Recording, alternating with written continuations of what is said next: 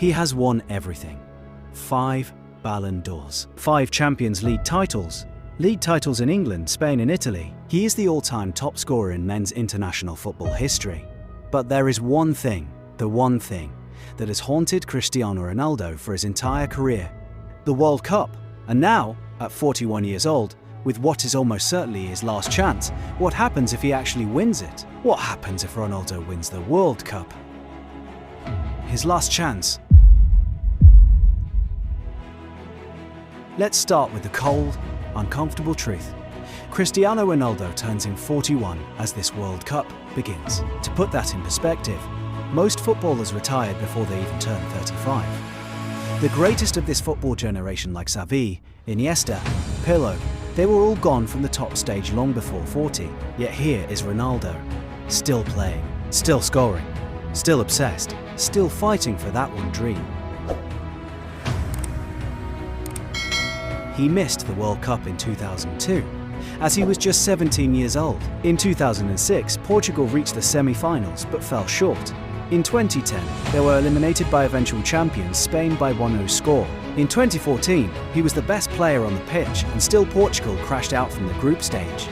In 2018, he scored a hat-trick against Spain in the group stage and gave one of the greatest individual World Cup performances ever by any player, and was still eliminated in the round of 16 by Uruguay. In 2022, in Qatar, at the age of 37, he became emotional on the bench, was dropped by coach Fernando Santos, and cried as Portugal lost to Morocco in the quarter-finals. 4 World Cups, 4 heartbreaks, and so this is it. There will be no 5th. At 41 years old, Cristiano Ronaldo knows in the deepest part of his chest that this is the last time he will ever set foot on a World Cup pitch. Every game could be his final game on the world's biggest stage. The question is, what happens if, against all odds, he wins it?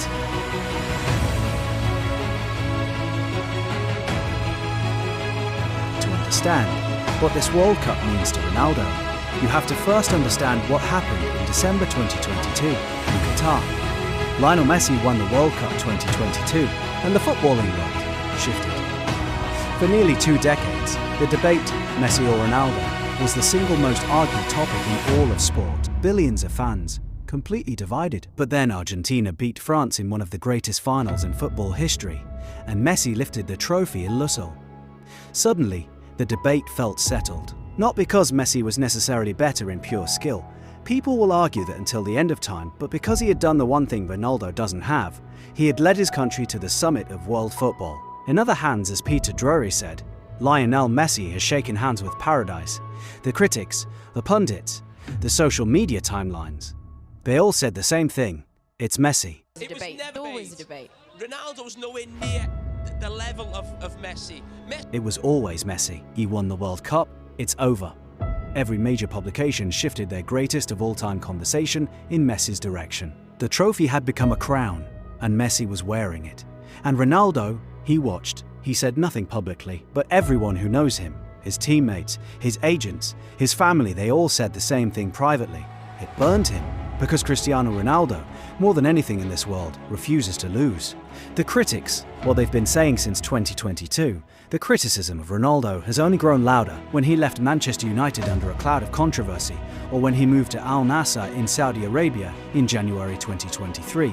The narrative hardened. The headlines called it a retirement destination. Pundits said he had chosen money over competition. Critics pointed out he was no longer in Europe, no longer in a top 5 league, no longer facing the best defenders every week.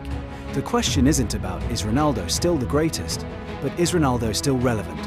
And yet, here is the extraordinary thing about Cristiano Ronaldo. He keeps scoring. He keeps training 6 hours a day at 41. He kept himself fit enough, kept himself sharp enough, kept his body in a condition that sports scientists call virtually impossible. For a man his age, love him or hate him, you cannot deny the will.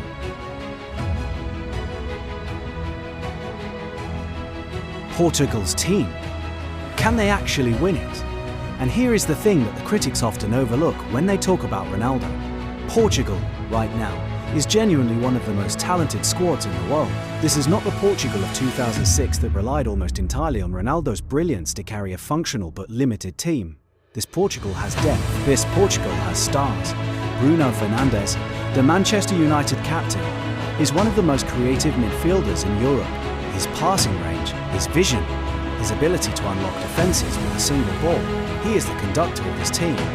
Bernardo Silva, arguably one of the most technically gifted players of his generation, brings intelligence, versatility, and an ability to play in tight spaces that very few players in world football can match. Ruben Neves and João Paulinho provide the defensive stability in midfield, the engine room that allows the creative players in front of them to express themselves. And in attack, João Felix, Rafael Leão, Pedro Neto, young, fast, unpredictable players who can hurt any team in the world on their day. The tactical flexibility under the current management means Portugal could play with Ronaldo as a focal point up front, using his movement to create space, or they can use him as a super sub, the weapon they bring off the bench, when the moment demands something special. On paper, this Portugal squad is a genuine World Cup contender. Not a dark horse, a contender to snatch the cup from rest of the world. The question has never really been whether Portugal can win it. The question has always been whether they can hold it together mentally, tactically, and emotionally, especially with the shadow of number 7 over every single game.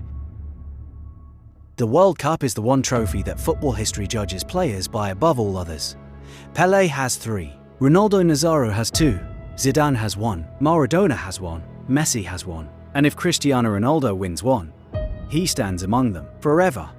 We don't know what happens. Football never gives us certainty. Favourites fall, underdogs rise, moments of genius appear and disappear in seconds. But we do know this: Cristiano Ronaldo has spent 41 years on this earth, proving every single person who doubted him wrong. He did it at Sporting, he did it at United, he did it at Madrid, he did it at 37 in a World Cup, when everyone said he was finished. Maybe he doesn't win it. Maybe Portugal falls short again, and the story ends without the final chapter he has always dreamed of. Or maybe in the final seconds of a World Cup final, the ball falls to Cristiano Ronaldo, and the man who has refused to accept any other outcome his entire life does what he has always done. He scores. Subscribe for more football stories like this. Comment below. Do you think Ronaldo can win the World Cup? Let us know.